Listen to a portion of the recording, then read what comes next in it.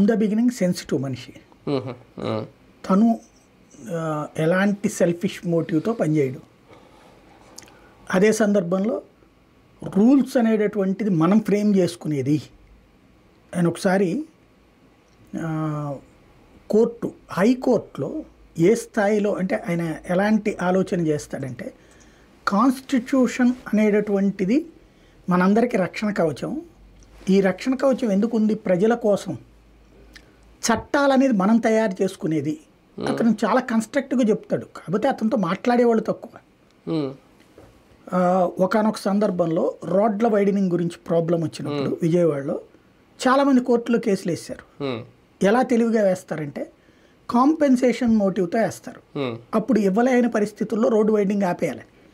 For example విజయవాడలో Bandar road widening చేస్తున్నప్పుడు మీకు అబ్జర్వ్ చేస్తే మన దాని పేరేంటి, లైబ్రరీ, కాకాని లైబ్రరీ దగ్గర నుంచి మిగతాదంతా ఎక్స్పాన్షన్ ఎక్కువ ఉంటుంది.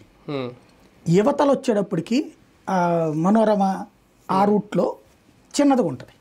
అక్కడ రోడ్డు ఎందుకు వైడెన్ చేయలేకపోయారు? మీకు బస్ స్టాండ్ దగ్గర నుంచి చూస్తే, పాత బస్ స్టాండ్ దగ్గర నుంచి కొత్త బస్ స్టాండ్ నుంచి ఆ సర్కిల్ దగ్గర నుంచి పాత బస్ స్టాండ్ సర్కిల్ దాకా వెడల్పుగా ఉంటుంది. అటు ఇటు డివైడ్ అవుతాం. ఏలూరు రోడ్డు, ఇటు బందర్ రోడ్డు. బందర్ రోడ్డు అక్కడ